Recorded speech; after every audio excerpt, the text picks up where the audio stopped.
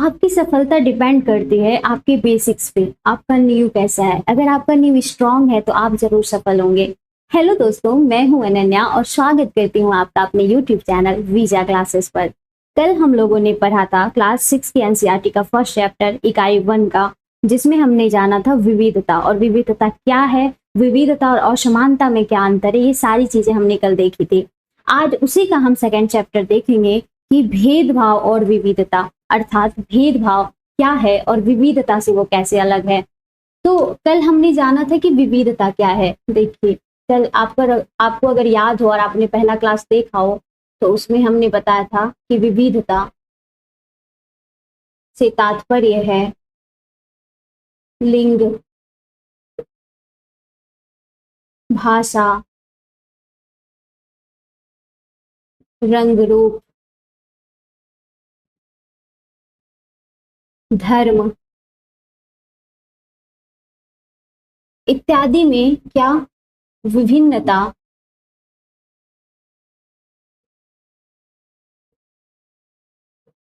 विभिन्नता हमारा क्या है, विविधता है।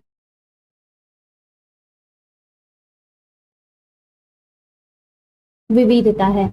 तो हमने कल ये से सारी चीजें देखी थी कि लिंग में कोई अलग जो है 2 प्रकार या 3 प्रकार के, अब तो जेंडर हम देखते हैं कई प्रकार के जो लिंग हैं वो अलग अलग लिंग हैं। भाषा, कई लोग अलग अलग तरह की भाषा बोलते हैं। जैसे कल हमने आपको एक उदाहरण से समझाया था कि नॉर्थ इंडिया में अलग लैंग्वेज बोली जाती है, साउथ इंडिया में जब आओगे तो भाषा बदल जाती है। तो और रंग रूप में कई प्रकार के रंग रूप के लोग आपको देखने को मिले। धर्म भी हमारे जो है भारत में कई प्रकार के धर्म को मानने वाले, कई प्रकार के पंथ को मानने वाले लोग हैं। तो ये सारी चीजों में जो विभिन्नता यहाँ पे देखने को मिलती है वही विविधता है। तो आज का चैप्टर हमें ये बताएगा कि इन विविधता के आधार पे भेदभाव का जन्म कैसे होता है।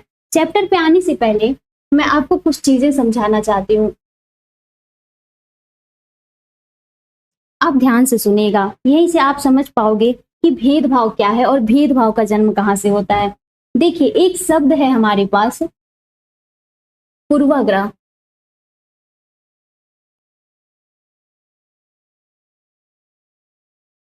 एक शब्द है हमारे पास पूर्वाग्रह और एक शब्द है हमारे पास रूढ़िवाद।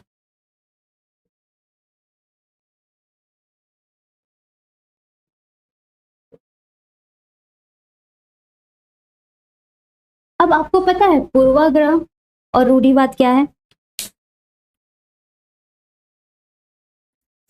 देखिए दोस्तों, जिसको हम पूर्वाग्रह कहते हैं, पूर्वाग्रह का तात्पर्य है किसी भी इंसान, किसी भी समुदाय, किसी भी चीज के बारे में, किसी भी कम्युनिटी के बारे में या किसी भी इंसान के बारे में, किसी भी जेंडर के बारे में आप जब बिना जाने, बिना उसके सच्चाई को जाने, बिना उसके एनालिसिस के, बिना उसके विश्लेषण के, जब आपके दिमाग में एक विचार जो है पहले से सेट होता है तो वो पूर्वाग्रह कहलाता है। मतलब कि आप किसी भी इंसान, किसी भी समुदाय, किसी भी खास जेंडर को लेके एक विशेष प्रकार का माइंडसेट पहले से आप रखते हो। आप उसके बारे में ऐसा नहीं कि जानते हो, बस सुनी सुनाई बातें या किसी ने कह दिया, हो सकता है बचपन से आपके साथ कहा जा रहा हो ये सारी चीजें, तो वो पूर्वाग्रह होता है। और आप ये सोच लेते हो कि हाँ, ये पार्टिकुलर इंसान, ये पार्टिकुलर जेंडर, ये पार्टिकुलर कम्युनिटी इस प्रकार की है, वो पूर्वाग्रह है। अर्थात क्या है कि जब आप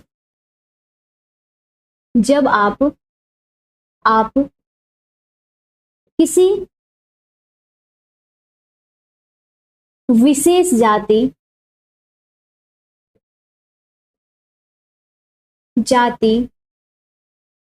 धर्म,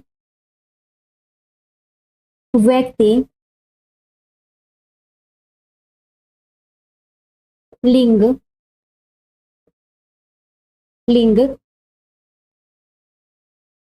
के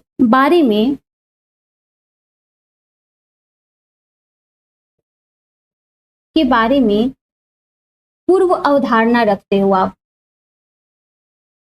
पूर्व अवधारणा रखते हो। पूर्व अवधारणा रखते हो, रखना ही क्या कहलाता है? पूर्वाग्रह कहलाता है।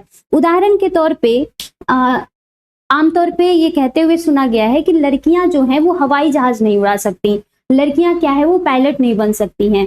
आमतौर पे ये शुरू से कहा जाता है कि लड़कियां जो है राजनीति में जो है अच्छा नहीं कर सकती हैं, उनको राजनीति के बारे में जानकारी नहीं है। आमतौर पे ये सुनने को मिलता है कि लड़कियां मैथमेटिक्स में वीक होती हैं। तो ये पता है क्या, ये पूर्वाग्रह है।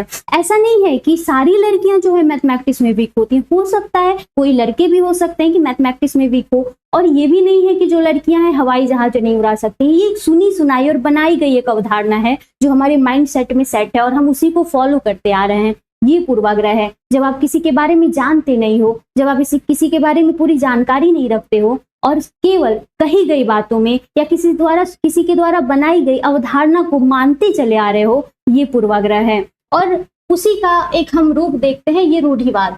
रूढ़िवाद क्या है कि जब आप किसी समूह के बारे में ये अवधारणा बना लेते हो कि वो पूरा का पूरा समूह ही ऐसा होता है। जैसे कि उदाहरण के तौर पे मानते हैं कि हम किसी एक पार्टिकुलर धर्म को लेकर के चलते हैं या पार्टिकुलर किसी जेंडर को लेकर चलते हैं। अगर हम ये कहते हैं कि यार ये तो सारे लड़के एक जैसे होते हैं, या अगर हम ये कहते हैं कि सारी लड़कियां जो हैं पैसों पे मरती है, आजकल ये सोशल मीडिया ट्रेंड है कि सारी लड़कियां पैसों पे मरते हैं या सारे लड़के जो हैं धोखेबाज होते हैं, जो कि आमतौर पे हमारे जनरेशन में ये चल रहा है। तो ये क्या है, ये एक रूढ़िवादिता है। मतलब कि आप किसी एक इंसान को देख करके आप उसके पूरे समूह को जज कर रहे हो। जैसे अगर हम कह दें कि इस खास धर्म के लोग या खास जाति के लोग, सारे लोग बहुत कंजूस होते हैं, या इस खास जाति के लोग बहुत लोभी होते हैं, वो हमारा रूढ़िवादिता है। मतलब कि हम किसी एक इंसान को एक छोटे से सीमित चीजों को देख करके हम उसके पूरे व्यापक रूप को उसी नजर से तौल लेते हैं,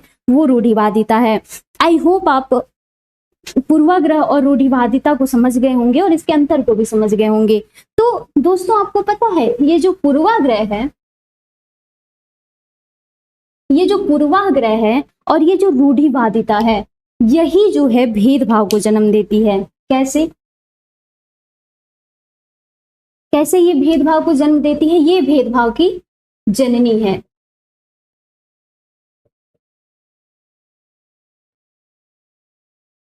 ये भेदभाव की जननी है। अब आप बोलोगे कि ऐसा कैसे? देखिए मैं बताती हूँ। जब आपके दिमाग में ये चीजें सेट है, जब मैं आपको एक वर्ड बताती हूँ, एक लाइन बोलती हूँ कि वो रोते नहीं हैं, आपके दिमाग में क्या हिट किया? मैं किसके बारे में बात कर रही हूँ?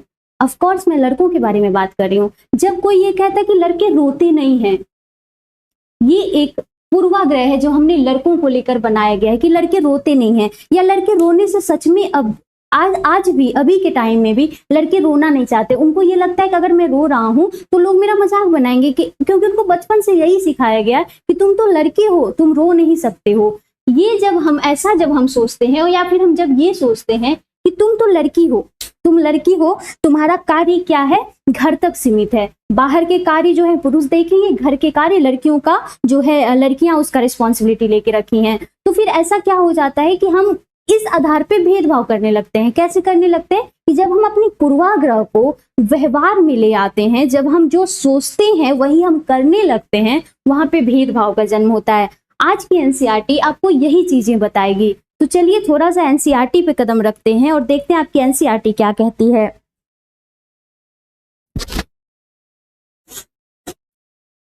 तो आपका ये विविधता एवं भेदभाव जो चैप्टर है, चलिए शुरू करते हैं। इसमें जो पहले लाइन में आपको लिखा गया है, आप देख रहे होंगे कि पिछले पाठ में आपने विविधता के बारे में पढ़ा था। कई बार जो लोग दूसरों से अलग होते हैं उन्हें चिढ़ाया जाता है, उनका मजाक उड़ाया जाता है, या फिर उन्हें कई गतिविधियों या समूहों में शामिल नहीं किया जाता। अगर हमारे दोस्त या दूसरे लोग हमारे साथ ऐसा व्यवहार करें तो हमें दुख होता है, गुस्सा आता है, हम असहाय महसूस करते हैं। क्या आपने कभी सोचा है ऐसा क्यों होता है? इस पाठ में हम ये समझने की कोशिश करेंगे ऐसे अनुभव हमारे समाज से और हमारे आसपास मौजूद असमानताओं से कैसे जुड़े हुए हैं। हम क्या हैं और हम कैसे हैं, ये कई चीजों पर निर्भर करता है। हम कैसे रहते हैं, कौन सी भाषाएं बोलते हैं, क्या खाते हैं, क्या पहनते हैं, कौन से खेल खेलते हैं और कौन सा उत्सव मनाते हैं, इन सब पर हमारे रहने की जगह के भूगोल और इसके इतिहास का असर पड़ता है। जो मैंने आपको कल बताया था एक इंडिया का मैप बना करके, कि जो ये पहाड़ी क्षेत्र वाले ये जो यहाँ पे जो ये पहाड़ी क्षेत्र वाले लोग हैं उनका रहन सहन उनके एनवायरनमेंट पे डिपेंड करता है। यहाँ जो मैदानी क्षेत्र वाले लोग हैं उनका रहन सहन उनके एनवायरनमेंट पे डिपेंड करता है। ऐसे ही ये कोस्टल एरिया या फिर ये रेगिस्तानी क्षेत्र में लोग जैसे रहेंगे तो अपने एनवायरनमेंट के अकॉर्डिंग ढल जाते हैं, वो मजबूर होते हैं ढलने के लिए। तो इसी प्रकार से ये एनसीईआरटी आपकी कह रही है कि ये उनके भूगोल पर निर्भर है कि लोग कैसा खाते हैं, क्या पहनते हैं, उनका लाइफ स्टाइल क्या है। अगर आप संक्षेप में निम्नलिखित बिंदुओं पर ध्यान दें तो भी यह अंदाजा लगाया जाएगा कि भारत कितनी विविधताओं वाला देश है। संसार में 8 मुख्य धर्म है। सोचिए, संसार में 8 मुख्य धर्म है, भारत में उन 8 धर्मों के अनुयायी यानी इनके मानने वाले लोग यहाँ पे रहते हैं। अनुयायी का मतलब होता है किसी भी धर्म का पालन करने वाले लोग, किसी भी धर्म को मानने वाले लोग, उनको फॉलो करने वाले लोग। तो संसार में 8 धर्म है और उन 8 धर्मों के अनुयायी हमारे भारत में रहते हैं। यहाँ 1600 से ज्यादा भाषाएं बोली जाती है। जो लोगों की मातृभाषाएं हैं, यहाँ 100 से भी ज्यादा तरह के नृत्य किए जाते हैं। यह विविधता हमेशा खुश होने का कारण नहीं बनती है दोस्तों। हम उन लोगों के साथ सुरक्षित एवं आश्वस्त महसूस करते हैं जो हमारी तरह दिखते हैं, हमारी तरह बात करते हैं, हमारी तरह कपड़े पहनते हैं और हमारी तरह ही सोचते हैं। कभी कभी जब हम ऐसे लोगों से मिलते हैं तो हमसे बहुत भिन्न होते हैं और वे हमें बहुत अजीब और अपरिचित से लगते हैं। कई बार हम समझ ही नहीं पाते या जान ही नहीं पाते कि वे हमसे अलग क्यों हैं। लोग अपने से अलग दिखने वालों के बारे में खास तरह की राय बना लेते हैं। यहाँ से आपको पूर्वाग्रह के बारे में एनसीईआरटी कहेगी। आपने सुना ही होगा कि लगभग 100-200 किलोमीटर पे जब भारत में आप चलो तो वहाँ की भाषा बदल जाएगी, वहाँ का पहनावा बदल जाएगा, वहाँ की संस्कृति बदल जाएगी। हमारे देश में इतनी विविधता है दोस्तों कि आप किसी भी क्षेत्र में जाओगे वो लोग एकदम आपको अपरिचित लगेंगे। लेकिन ये विविधता होने के बावजूद हमारे देश में एकता है, हमारी एक राष्ट्रीयता है जो हमें जोड़े हुए है।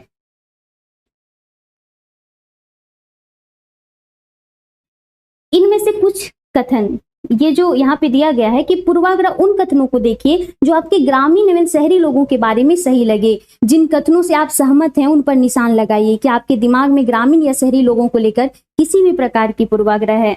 आप क्या सोचते हैं बताइए। आधे से ज्यादा भारतीय गाँव में रहते हैं। गाँव के लोग आधुनिक प्रौद्योगिकी का इस्तेमाल करना पसंद नहीं करते। फसल की बुआई और कटाई के समय परिवार के लोग खेतों में 12 से 14 घंटे काम करते हैं। ग्रामीण लोग काम की तलाश में शहरों की ओर स्थानांतरण करने को बाध्य होते हैं। इसमें आपको क्या पूर्वाग्रह लगा बताइए, कमेंट सेक्शन में कमेंट करिए। तो ये जो यहाँ पे लिखी गई है उसी के बारे में आपकी एनसीईआरटी कह रही है। इनमें से कुछ कथन ग्रामीण लोगों को अज्ञानी की तरह देखते हैं, जबकि शहर में रहने वाले लोगों को आलसी एवं सिर्फ पैसे से सरोकार रखने वालों की तरह देखते हैं। जब हम किसी के बारे में पहले से कोई राय बना लेते हैं, देखिए जब हम किसी लोगों के बारे में पहले से कोई राय बना लेते हैं और उसे हम अपने दिमाग में बिठा लेते हैं तो वो पूर्वाग्रह का रूप ले लेता है, जो मैंने अभी आपको समझाया। ज्यादातर यह राय नकारात्मक होती है, नेगेटिव होती है। जैसा कि कथनों में दिया गया है कि लोगों को आलसी या कंजूस मानना भी एक पूर्वाग्रह है। जब हम यह सोचने लगते हैं कि किसी काम को करने का कोई तरीका ही सबसे अच्छा और सही है तो हम अक्सर दूसरों की इज्जत नहीं कर पाते। देखिए इस बात को समझिए कि आप कोई एक खास धर्म के लोग हैं, चाहे वो कोई भी धर्म के हो, हिंदू मुस्लिम या सिख ईसाई कोई भी धर्म के लोग हो, अगर उनमें से कोई एक धर्म के लोग ये मानने लगे कि मेरी जो पूजा पद्धति है या मैं जो कार्य कर रहा हूँ, मैं जैसा अपना कल्चर जो है फॉलो कर रहा हूँ वो बेस्ट है, मतलब वही एक सर्वोच्च है, वही एक अच्छा है, और जो भी अदर लोग जो अपने पंथ का पालन या फिर जो भी पूजा पाठ की जो पद्धति है जिसका वो पालन कर रहे हैं वो सही नहीं है। तो यही ये कह रही है कि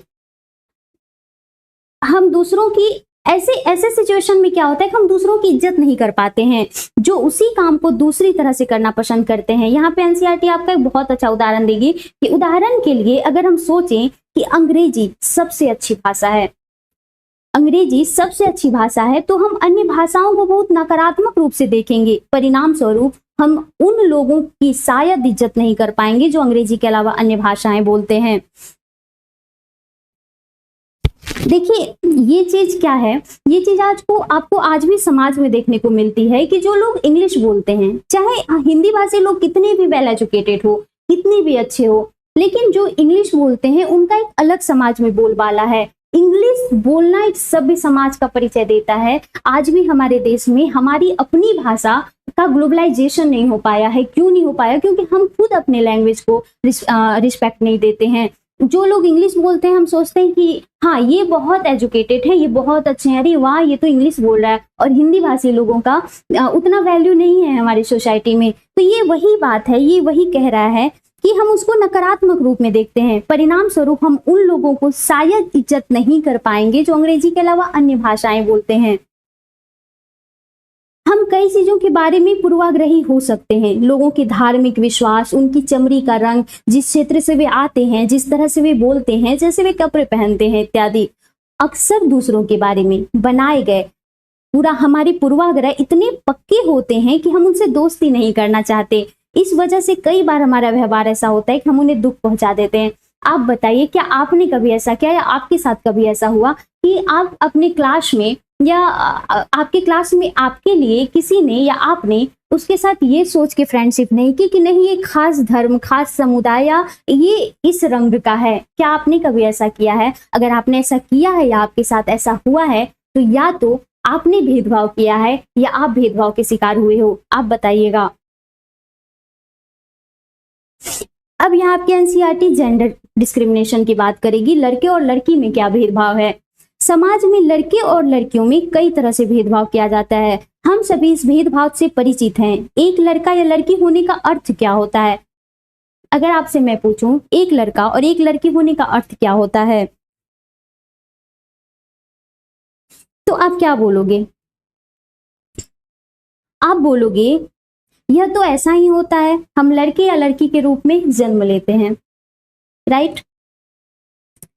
तो देख आपके एनसीईआरटी कहते हैं कि चलिए देखते हैं इसकी सच्चाई क्या है।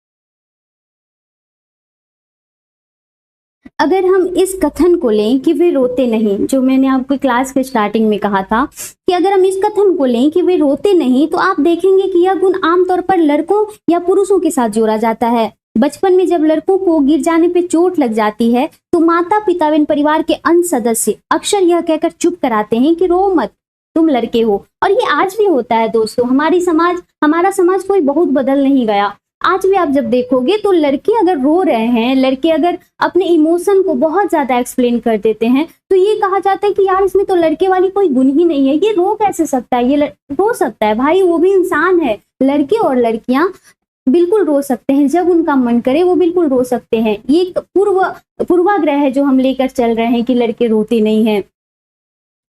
तो देखिए यही चीज आपकी एनसीईआरटी इस मुद्दे को उठा रही है कि लड़के बहादुर होते हैं, रोते नहीं हैं। जैसे जैसे बच्चे बड़े होते जाते हैं वो ये विश्वास करने लगते हैं कि लड़के रोते नहीं हैं। यहाँ तक कि अगर किसी लड़के को रोना आए तो भी वह अपने आप को रोक लेता है। लड़का यह मानता है कि रोना कमजोरी की निशानी है। हालांकि लड़कों और लड़कियां दोनों को कभी कभी रोने का मन करता है, खासकर जब उन्हें गुस्सा आए या दर्द हो। ये तो बहुत कॉमन इमोशन है। लेकिन बड़े होने तक लड़के सीख जाते हैं या अपने को सिखा लेते हैं कि रोना नहीं। अगर एक बड़ा लड़का रोए तो उसे लगता है कि दूसरे उसे चिढ़ाएंगे या उसका मजाक बनाएंगे, इसीलिए वह दूसरों के सामने रोने से अपने आप को रोक लेता है। आमतौर पर मैं अपने फ्रेंड्स में देखती थी कि लड़कियां जैसे अगर उनका कोई ऐसा मोमेंट चल रहा हो जो कि बहुत हर्टफुल हो, बहुत पेनफुल हो, तो लड़कियां आमतौर पर बहुत नॉर्मली रो लेती थी, अपने इमोशन को एक्सप्लेन कर देती थी। जो बट बॉय थे, जो लड़के थे, वो नहीं रोते थे, वो अपने इमोशन को एक्सप्लेन नहीं कर पाते थे। आमतौर पर या तो वो सैड हो जाते थे या जबकि वो आमतौर पर देखो दोस्तों होता क्या है, जब हम अपने इमोशन को एक्सप्लेन नहीं कर पाते हैं, जब हम अपने इमोशन को एक्सप्रेस नहीं कर पाते हैं, तो वो चीज गुस्सा बच जाता है। तो आमतौर पे देखोगे कि लड़के जब उदास होते हैं या जब उनको रोने का मन करता है तो वो गुस्सा दिखाते हैं, वो तोड़ फोड़ करते हैं या बहुत ज्यादा गुस्सा दिखाते हैं। तो ये समझ जाइए कि वो इसीलिए ऐसा कर रहे हैं क्योंकि वो रो नहीं पा रहे हैं। तो ये एक अवसाद का रूप ले लेता है, आप समझ रहे हो। तो यही चीज आपकी एनसीईआरटी कह रही है और बहुत अच्छी बात कह रही है, क्योंकि आज हमारे इंडिया में आप देखिए सुसाइड का टेंडेंसी वो काफी तेज हो गई है। तो ये चीजों पे ध्यान देना काफी जरूरी है, क्योंकि डिप्रेशन जो है एक बहुत बड़ा समस्या बन के सामने आ रहा है। हम लगातार ये सुनते रहते हैं कि लड़के ऐसे होते हैं, लड़कियां ऐसी होती हैं। समाज की इन मान्यताओं को हम बिना सोचे समझे मान लेते हैं। हम विश्वास कर लेते हैं कि हमारा व्यवहार इनके अनुसार भी होना चाहिए। हम सभी लड़के और लड़कियों को इनकी छवि के अनुरूप देखना चाहते हैं। आमतौर पर जो आप समाज में देखोगे तो क्या होता है, समाज में नॉर्मली एक गाइड बुक होता है। ये लड़कों का गाइड बुक है, ये लड़कियों का गाइड बुक है। अगर इन पॉइंट पे लड़कियां खरी उतर रही हैं तो वो संस्कारी हैं, वो सुशील हैं, वो अच्छी हैं। अगर इन पॉइंट पे लड़के खरे उतर रहे हैं तो वो संस्कारी और सुशील है। तो एक गाइड बुक प्रॉपर बना के दिया जाता है कि ये एक अच्छी लड़कियों की कैटेगरी है, ये एक बुरे लड़कियों की कैटेगरी है। सेम ऐसा होता है, ये एक अच्छे लड़कों की कैटेगरी है, ये एक बुरे लड़कों की कैटेगरी है। हमने उनको कैटेगरी में बांट दिया है। यहाँ पे अब आपको एनसीईआरटी बताएगी कि रूढ़िबद्ध धारणाएं क्या होती हैं, उनको वो कैसे बनती हैं। जब हम सभी लोगों को एक ही छवि में बांध देते हैं या उनके बारे में पक्की धारणा बना लेते हैं तो उसे रूढ़िबद्ध धारणा कहते हैं। कई बार हम किसी खास देश, धर्म, लिंग के होने के कारण किसी को कंजूस, अपराधी या बेवकूफ ठहराते हैं। ऐसा दरअसल उनके बारे में मन में एक पक्की धारणा बना लेने के कारण होता है। हर देश, धर्म आदि में हमें कंजूस, अपराधी, बेवकूफ लोग मिल जाते हैं, सिर्फ इसीलिए कि कुछ लोग उस समूह में वैसे हैं। पूरे समूह के बारे में ऐसी राय बनाना वाजिब नहीं है।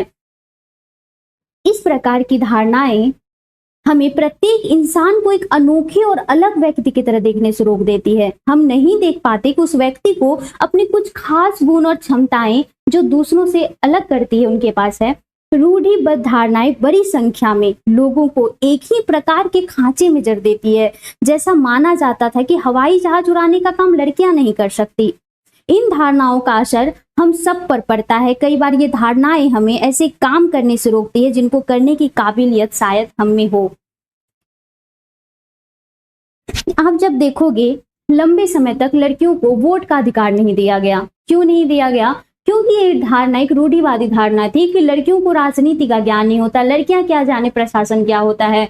और उसके बाद क्या हुआ कि बहुत जो है विद्रोह किया गया, आंदोलन किया गया, हमको वोट का राइट दो, तब जाकर के उनको वोट का राइट मिला। अमेरिका और इंग्लैंड में भी जो है लड़कियों को वोट देने का अधिकार नहीं था। उस समय तो केवल जो अमीर लोग थे और जो पुरुष थे भारत में, उनको ही सिर्फ वोट देने का अधिकार था। अमेरिका जो है अपने फीमेल को और इस प्रकार की असमानता को 1920 में समाप्त कर देता है। 1920 में उसने जो है फीमेल को भी, मतलब औरतों को भी जो है वोट का राइट दिया। और 1928 में जो है इंग्लैंड ने फिर अपने जो है महिलाओं को मत देने का अधिकार दिया था। और भारत में भी फिर जब इन चीजों से, देखिए भारत की एक क्या है ना, भारत की एक खास चीज है, मतलब भारत में एक अच्छी चीज है।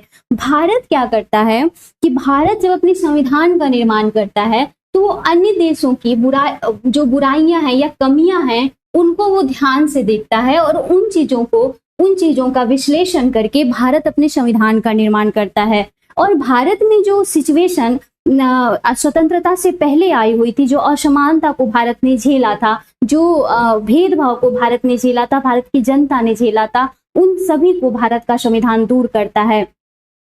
तो देखिए आपके एनसीईआरटी अब आगे क्या कहती है कि रूढ़िबद्ध धारणाएं बड़ी संख्या में लोगों को एक ही प्रकार के खांचे में जड़ देती है। मैंने आपको कहा ना कि जैसे आप ये समझ रहे हो कि खास प्रकार की कोई जाति है, या अगर लड़का है या अगर लड़की है, तो हम ये कहते हैं कि यार सारे लड़के एक जैसे होते हैं या सारी लड़कियां एक जैसी होती हैं। ये आपकी रूढ़िवादी धारणा है कि आप किसी एक लड़के को देखे हो, अब आपने पूरी दुनिया के सारे लड़कों को तो नहीं देख लिया, या आपने पूरी दुनिया के सारे लड़कियों को तो नहीं दिखला। आप अगर आपके मन में ये अवधारणा है, हो सकता है किसी पार्टिकुलर लड़के ने या किसी पार्टिकुलर लड़की ने आपके साथ कुछ बुरा व्यवहार किया हो, तो आप उसके आधार पे सारे लड़कियों के पूरे जेंडर को जो है बुरा नहीं कह सकते हो या सारे लड़कों को बुरा नहीं कह सकते हो। अगर आप ऐसा कह रहे हैं तो ये आपकी रूढ़िवादी धारणा है। तो इसके आगे देखिए आपकी एनसीईआरटी क्या कहती है कि असमानता और भेदभाव क्या होता है।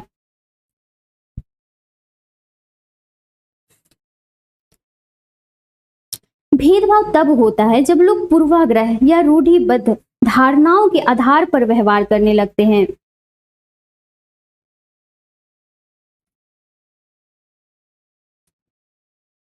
व्यवहार करने लगते हैं। एक सेकेंड दोस्तों,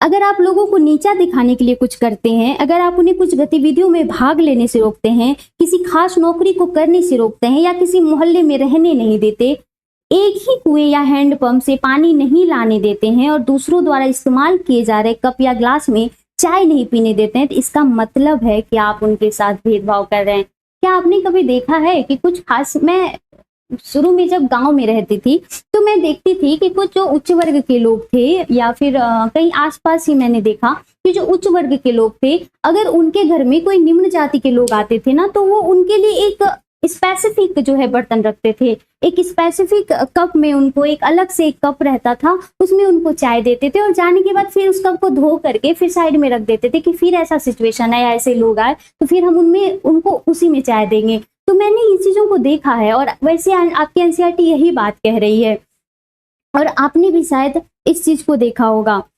भेदभाव कई कारणों से होता है। आपके एनसीईआरटी आगे लिख रही है कि भेदभाव कई कारणों से होता है। आप याद करें कि पिछले पाठ में समीर 1 और समीर 2 एक दूसरे से वो बहुत भिन्न थे। उदाहरण के लिए उनका धर्म अलग था, वो विविधता का एक पहलू है, पर यह भेदभाव का कारण भी बन सकता है। ऐसा तब होता जब लोग अपने से भिन्न प्रथाओं और रिवाजों को निम्न कोटि का मानते। आपको जब मैंने विविधता का चैप्टर पढ़ाया था तो उसमें मैंने आपको एक स्टोरी बताई थी जो मैंने कहा था कि बहुत मार्मिक है। समीर 1 और समीर 2 का वो बच्चा जो अखबार बेचता था। देखिए, थे तो दोनों के धर्म अलग थे, अमीर और गरीबी का भी फासला था। एक पढ़ा लिखा था समीर, एक पढ़ा लिखा था समीर 2 पढ़ा लिखा नहीं था, कभी स्कूल नहीं गया था। यहाँ पे भेदभाव कैसे होता? अगर समीर 1 ये कहता कि तुम मेरे से दूर रहो क्योंकि तुम एक अलग धर्म के हो, तुम पढ़े लिखे नहीं हो, तुम गरीब हो, तुम मेरे से दूर रहो, वो उससे छुआछूत करता या उससे वो बात करने से हिचकता, वो बात नहीं करना पसंद करता या उसके साथ वो किसी अनुचित व्यवहार करता, तो वहां पे समीर 1 समीर 2 के साथ भेदभाव करता। लेकिन नहीं, उसमें हमने क्या देखा था कि समीर 1 और समीर 2 एक दूसरे से बहुत अलग हैं, लेकिन उनमें क्योंकि एक संभाव की जो है भावना है, वो दोनों एक दूसरे से दोस्ती करते हैं, एक दूसरे से बात करते हैं, क्योंकि उनके अंदर ये मानसिकता जो रूढ़िवाद मानसिकता है और वो जो पूर्वाग्रह है वो नहीं है। वो दोनों एक दूसरे से अपरिचित हैं, लेकिन वो फिर भी बात करते हैं और फिर भी एक दूसरे के साथ वैसे ही मिलते हैं। तो यहाँ पे आपकी एनसीईआरटी वही कह रही है। ऐसा तब होता है जब लोग अपने भिन्न प्रथाओं और रिवाजों को निम्न कोटि का मानते हैं। भेदभाव कई कारणों से होता है, जैसा कि समीर 1 और समीर 2 के बारे में आपकी एनसीईआरटी ने कहा। उदाहरण के लिए उनका धर्म अलग था, वो विविधता का एक पहलू है, पर यह भेदभाव का कारण भी बन सकता था। ऐसा तब होता जब लोग अपने भिन्न प्रथाओं और रिवाजों को निम्न कोटि का मानते हैं। दोनों समीरों में एक और अंतर उनकी आर्थिक पृष्ठभूमि का था। समीर 2 गरीब, विविधता का पहलू नहीं है, विविधता का पहलू नहीं है, यह तो असमानता है। बहुत लोगों के पास अपने खाने, कपड़े और घर की मूल जरूरतों को पूरा करने के लिए साधन और पैसे नहीं होते। इस कारण दफ्तरों, अस्पतालों, स्कूलों आदि में उनके साथ भेदभाव किया जाता है। कुछ लोगों को विविधता और असमानता पर आधारित दोनों ही तरह के भेदभाव का सामना करना पड़ता है। एक तो इस कारण कि वे समुदाय के सदस्य हैं जिनकी संस्कृति को मूल्यवान नहीं माना जाता, ऊपर से यदि वे गरीब हैं और उनके पास अपनी जरूरतों को पूरा करने के साधन नहीं है तो इस आधार पर भी भेदभाव किया जाता है। ऐसे दोहरी भेदभाव का सामना कई जनजातीय लोगों, धार्मिक समूहों और खास क्षेत्र के लोगों को करना पड़ता है।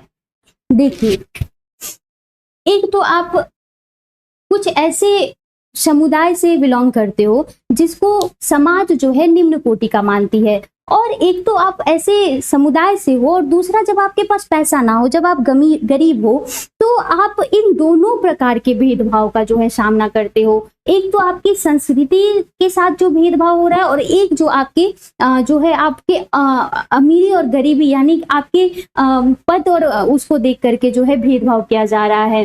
तो ये दो प्रकार की जो भेदभाव का सामना है वो हमारी कुछ जनजातीय लोग करते आ रहे हैं शुरू से, और इसी कारण से आप देखोगे कि हमारे संविधान ने उनके लिए आरक्षण की व्यवस्था की है। यहाँ देखिए, एक कॉर्नर में आपको समझाया जा रहा है कि दलित वह शब्द है, दलित के बारे में समझाया जा रहा है कि दलित वह शब्द है जो नीची कहे जाने वाली जाति के लोग अपनी पहचान के रूप में इस्तेमाल करते हैं।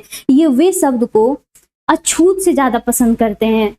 कॉमन सी बात है, जब आप किसी को अछूत कहते हो और जब आप किसी को दलित कहते हो तो अछूत शब्द से अच्छा दलित सुनना लग रहा है।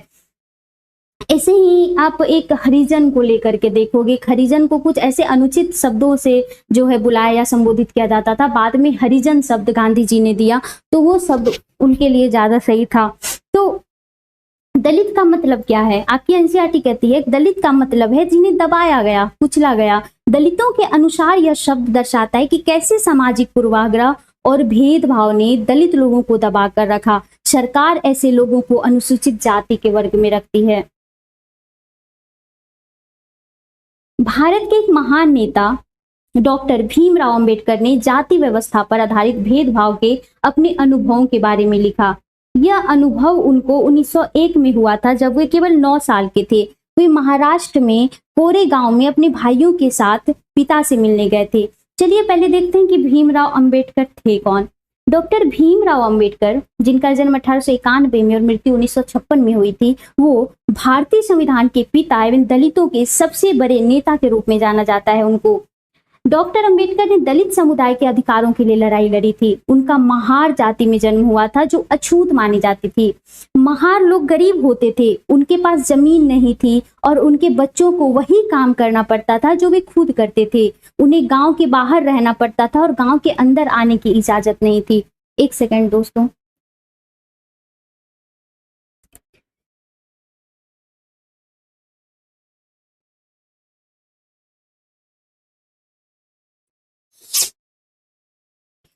तो वो महार जाति के थे, उन्हें गांव के बाहर रहना पड़ता था और गांव के अंदर आने की इजाजत नहीं थी। अंबेडकर अपनी जाति के पहले व्यक्ति थे जिसने अपनी कॉलेज की पढ़ाई पूरी की और वकील बनने के लिए इंग्लैंड गए। उन्होंने दलितों को अपने बच्चों को स्कूल कॉलेज भेजने के लिए प्रोत्साहित किया। दलितों से अलग अलग तरह की सरकारी नौकरी करने को कहा ताकि वे जाति व्यवस्था से बाहर निकल आए। दलितों के मंदिर में प्रवेश के लिए जो प्रयास किए जा रहे थे उनका अंबेडकर ने नेतृत्व किया। उन्हें ऐसे धर्म की तलाश थी जो सबको समान निगाह से देखे। जीवन में आगे चलकर उन्होंने धर्म परिवर्तन करके बौद्ध धर्म को अपनाया। उनका मानना था कि दलितों को जाति प्रथा के खिलाफ अवश्य लड़ना चाहिए और ऐसा समाज बनाने की तरफ काम करना चाहिए जिसमें सबकी इज्जत हो, ना कि कुछ ही लोगों की। और यही कारण था जो इन्होंने अपने लाइफ में एक्सपीरियंस किया, जो इनका अनुभव रहा, उसके कारण इन्होंने संविधान का जो प्रारूप तैयार किया और संविधान में जो इन्होंने एक महत्वपूर्ण भूमिका निभाई, उसमें दलितों के लिए इनका एक बहुत स्ट्रॉन्ग आवाज था जो एक आरक्षण की व्यवस्था भी करता है। और आप देखोगे कि आज भी डॉक्टर भीमराव अंबेडकर जी को दलितों का सबसे बड़ा नेता कहा जाता है। तो इन्होंने कुछ अपने जीवन के अनुभव को लिखा है, चलिए उसे पढ़ते हैं और हम समझते हैं कि उस समय कितना ज्यादा भेदभाव किया जाता था। वो कहते हैं, डॉक्टर अंबेडकर लिखते हैं कि बड़ी देर हमने इंतजार किया पर कोई नहीं आया। 1 घंटा बीत गया तो स्टेशन मास्टर पूछने आ गए। उन्होंने हमसे हमारे टिकट मांगे तो हमने दिखा दिए। उन्होंने पूछा कि हम यहाँ क्यों रुके हैं। हमने बताया कि हमें कोरेगांव जाना था और हम पिताजी या उनके नौकर के आने का इंतजार कर रहे थे, लेकिन दोनों में से कोई नहीं पहुंच पाया और हमें पता नहीं कि कोरेगांव कैसे पहुंचते हैं। हमने बहुत अच्छे कपड़े पहन रखे थे, हमारे कपड़ों और बोली से कोई भी अंदाजा नहीं लगा सकता था कि हम अछूतों के बच्चे थे। निश्चय ही स्टेशन मास्टर को यह लगा कि हम ब्राह्मण बच्चे हैं और वे हमारी मुश्किल को देखकर बड़े परेशान हुए, जैसा कि हिंदुओं में होता ही है। स्टेशन मास्टर ने हमसे पूछा कि हम कौन हैं। बिना एक पल भी सोचे मेरे मुंह से निकल गया कि हम महार हैं। बंबई प्रांत में महार समुदाय को अछूत माना जाता था। उस समय इनको एकदम से धक्का लगा, वे भौचक्के रह गए। स्टेशन मास्टर, उनके चेहरे पर अचानक परिवर्तन हुआ। हमने देख लिया कि अजीब सी घृणा की भावना उन पर हावी हो गई थी। उन्होंने जैसे ही मेरा जवाब सुना वे अपने कमरे में वापस चले गए और हम वहीं के वहीं खड़े रह गए। 15-20 मिनट बीत गए। सूरज बिल्कुल छिप सा गया था। पिताजी आए नहीं थे और ना ही उनका नौकर। अब स्टेशन मास्टर भी हमें छोड़कर चले गए। हम काफी घबराए हुए थे। यात्रा की शुरू में जो खुशी और उत्साह की भावना थी उसकी जगह अब अत्यधिक उदासी ने ले ली थी। आधे घंटे के बाद स्टेशन मास्टर लौट कर आए तो पूछा कि हम क्या करने की सोच रहे हैं। उन्होंने कहा, स्टेशन मास्टर ने भीमराव अंबेडकर जी और उनके भाई से पूछा कि अब क्या करोगे। तो उन्होंने कहा, हमने कहा कि अगर हमें किराए पर एक बैलगाड़ी मिल जाती तो हम कोरेगांव जा सकते थे। अगर कोरेगांव ज्यादा दूर नहीं तो हम फौरन निकलना चाहते थे। वहां किराए पर कई बैलगाड़ियां चल रही थी। अब देखिएगा भेदभाव किस हद तक का था कि वहां पे किराए पर कई बैलगाड़ियां चल रही थी, लेकिन मैंने स्टेशन मास्टर को जवाब दिया था कि हम महार हैं। उसका पता सबको लग गया था। कोई भी गाड़ीवान अछूत वर्ग को, सवारी को ले जाकर अपने आप को गंदा और नीचा नहीं बनाना चाहते थे। अब आपको पता चला दोस्तों कि आरक्षण का जो सिद्धांत है वो कहाँ से जन्म लेता है और क्यों लेता है।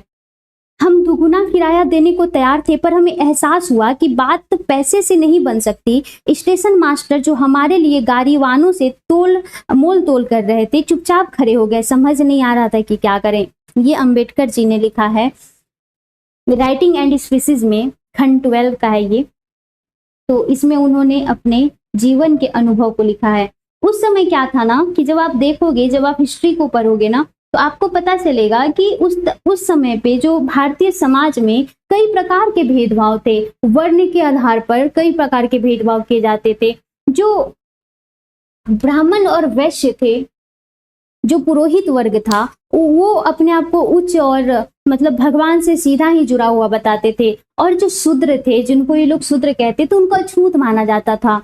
जब आप हिस्ट्री में पढ़ोगे तो आपको एक जगह ये देखने को मिलेगा कि जब शूद्र जो थे वो जब गांव में आते थे तो एक प्रकार का आवाज करके आते थे, ताकि सबको पता लग जाए कि हम गांव में प्रवेश कर रहे हैं और कोई हमारे संपर्क में ना आ जाए, ताकि वो अछूत ना हो जाए। इस प्रकार की जो है दुर्व्यवहार जो है शूद्रों के साथ या निम्न कोटि के जाति के साथ किया जाता था, जिस वजह से वो समाज में काफी पिछड़ गए। इसीलिए उनको दबे कुचले रूप में देखा गया, इसीलिए उनको दलित कहा गया।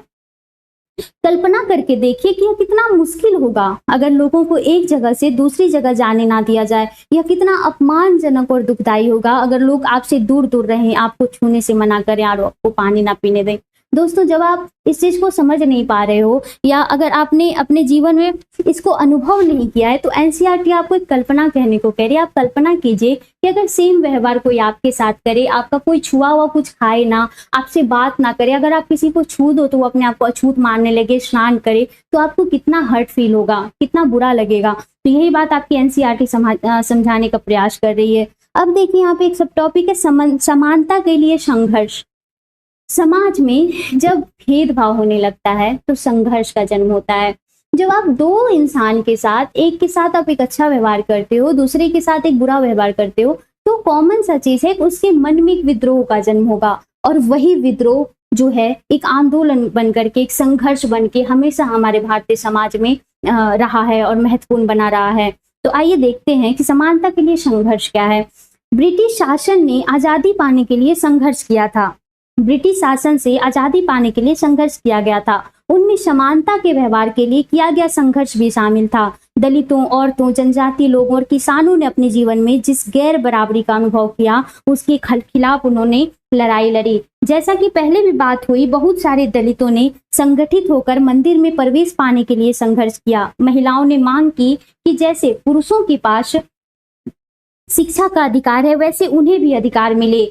किसानों और दलितों ने अपने आप को जमींदारों और उनकी ऊंची ब्याज की दर से छुटकारा दिलाने के लिए संघर्ष किया। देखिए क्या था ना दोस्तों कि अंग्रेज जो थे वो किसानों से बहुत ऊंची दर पे ब्याज लेते थे। उनका जो भी फसल होता था उस पे वो बहुत ज्यादा ब्याज लगा देते थे, और इससे क्या होता था कि उनके पास अपने लिए कुछ बच नहीं जाता था, और उनका जो ब्याज था वो धीरे धीरे इंक्रीज होता जाता था, बढ़ते जाता था। इससे किसान बहुत ज्यादा परेशान हो गए थे। तो उन्होंने इस चीज के लिए संघर्ष करना शुरू किया। महिलाओं को शिक्षा का अधिकार प्राप्त नहीं था। महिलाएं स्कूल नहीं जाती थी, बच्चियों को स्कूल नहीं भेजा जाता था। तो उन्होंने भी अपनी शिक्षा को ग्रहण करने के लिए कि शिक्षा हमारा अधिकार है, हम भी पुरुषों की तरह शिक्षा को प्राप्त करेंगे, इसके लिए उन्होंने संघर्ष किया। दलितों को क्या है कि अछूत माना जाता था। उनको मंदिर में प्रवेश का अधिकार प्राप्त नहीं था, प्रवेश वर्जित था उनका, कि नहीं ये अछूत है, ये मंदिर नहीं आ सकते। उन्होंने उस समानता के लिए संघर्ष किया। इवन जो कुआं होता था, सार्वजनिक कुआं होता था, जो या निजी जो भी कुआं होता था या सार्वजनिक ही होता था। खैर आज तो आप देखेंगे, जब आप संविधान पर हम आएंगे अभी थोड़ी देर में, तो फिर हम आपको बताएंगे कि किस प्रकार की हमारे संविधान में व्यवस्था की गई है। तो जो कुआं होता था सार्वजनिक, उससे वो लोग दलित जिनको अछूत माना जाता था वो पानी निकाल के नहीं पी सकते थे। इस प्रकार इस लेवल की जो है, इस लेवल का जो भेदभाव है हमारी इंडियन सोसाइटी में मौजूद रहा था।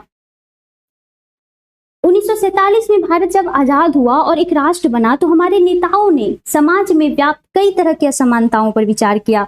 संविधान को लिखने वाले लोग भी इस बात से अवगत थे कि हमारे समाज में कैसे भेदभाव किया जाता है।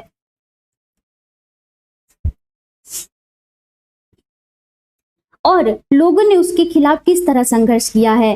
कई नेता इस लड़ाइयों के हिस्सा थे, जैसे डॉक्टर अंबेडकर। इसीलिए नेताओं ने संविधान में ऐसी दृष्टि और लक्ष्य रखा जिससे भारत में सभी लोगों को बराबर माना जाए। समानता को एक अहम मूल्य की तरह माना गया,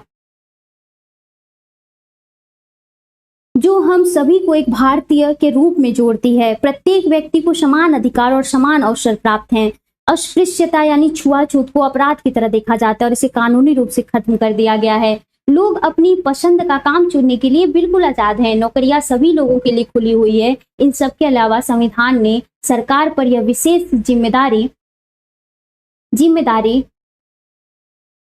डाली है कि वह गरीबों और मुख्य धारा से अलग थलग पड़ गए समुदायों को इस समानता के अधिकार के फायदे दिलवाने के लिए विशेष कदम उठाएं। संविधान के लेखकों ने यह भी कहा कि विविधता की इज्जत करना, उसे मूल्यवान मानना समानता सुनिश्चित करने में बहुत ही महत्वपूर्ण कारक है।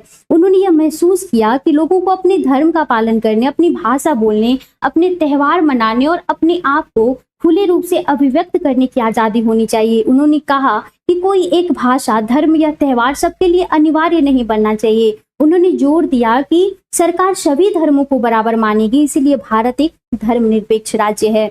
यह धर्मनिरपेक्ष देश है जहां लोग बिना भेदभाव के अपने धर्म का पालन करते हैं। इसे हमारी एकता के महत्वपूर्ण कारक के रूप में देखा जाता है। हम इकट्ठे रहते हैं और एक दूसरे की इज्जत करते हैं।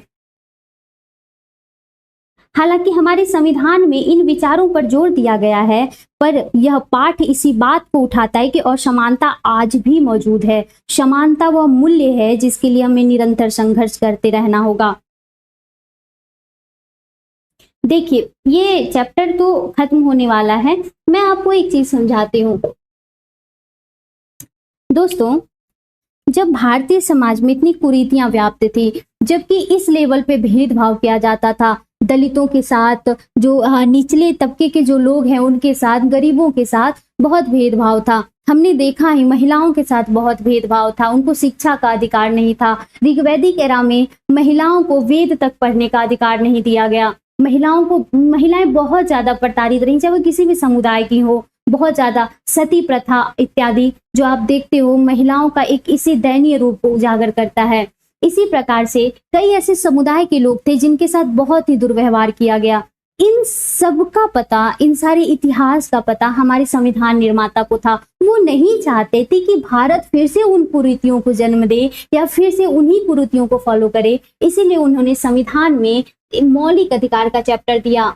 जब मैं आपको इंडियन कॉन्स्टिट्यूशन पढ़ाऊंगी तो मैं आपको पढ़ाऊंगी मौलिक अधिकार।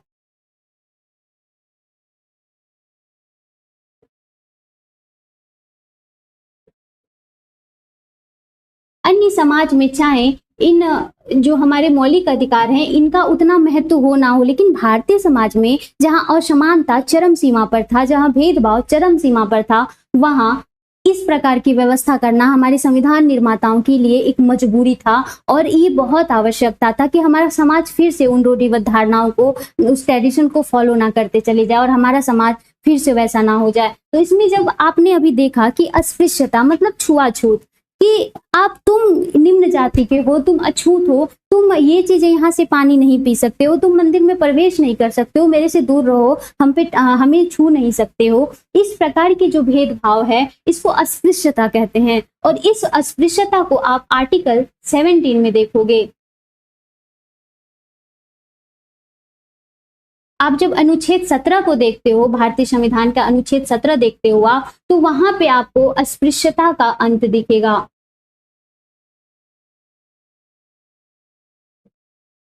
तो वहां पे आपको अस्पृश्यता का अंत दिखेगा। अस्पृश्यता शब्द को जो है खत्म करने की बात कही गई है। ऐसे ही आर्टिकल जब आप 14 में देखोगे तो 14 आर्टिकल 14 आपको क्या कहती है, और आर्टिकल 14 आपको समानता की बात करती है। आर्टिकल 15 भी आपकी समानता की बात करती है कि आप किसी भी धर्म, जाति, लिंग या जन्म स्थान के आधार पर किसी से आप भेदभाव नहीं कर सकते हो। ये आपका आर्टिकल या अनुच्छेद 15 कहता है। इसी प्रकार से आर्थिक असमानता को समाप्त करने के लिए सभी को अवसर की समानता दी गई। तो वो आप आर्टिकल 16 में या अनुच्छेद 16 में देखते हो कि सभी को अवसर की समानता दी गई है। अगर आप पढ़े लिखे हो, आप उस लेवल पे हो, आप डिजर्व करते हो, तो आप किसी भी एग्जामिनेशन का फॉर्म डाल सकते हो, आप कोई भी एग्जाम दे सकते हो, पास करने के बाद आप रोजगार कर सकते हो। तो इस प्रकार से आपको अवसर की समानता दी गई। 17 में जो है मैंने आपको बताया छुआछूत का अंत है। इसी प्रकार 18 में उपाधियों का अंत किया गया। और हमारे संविधान के जो मौलिक अधिकार हैं, जो अब 6 हैं, पहले 7 थे। जब मैं मौलिक अधिकार पढ़ाऊंगी तो ये सारी बातें आपको डिटेल में बताऊंगी।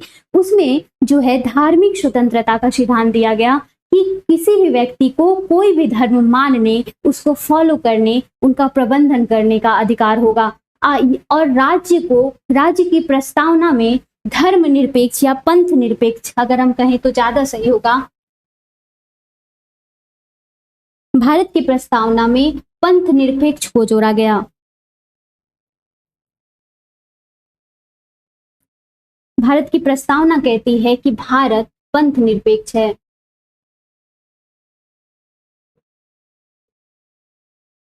भारत क्या है दोस्तों? पंथ निरपेक्ष राज्य है। भारत एक पंथ निरपेक्ष राज्य है। इसको हमने प्रस्तावना में जोड़ा है। और कहां से जोड़ा है? 42वें संविधान संशोधन द्वारा।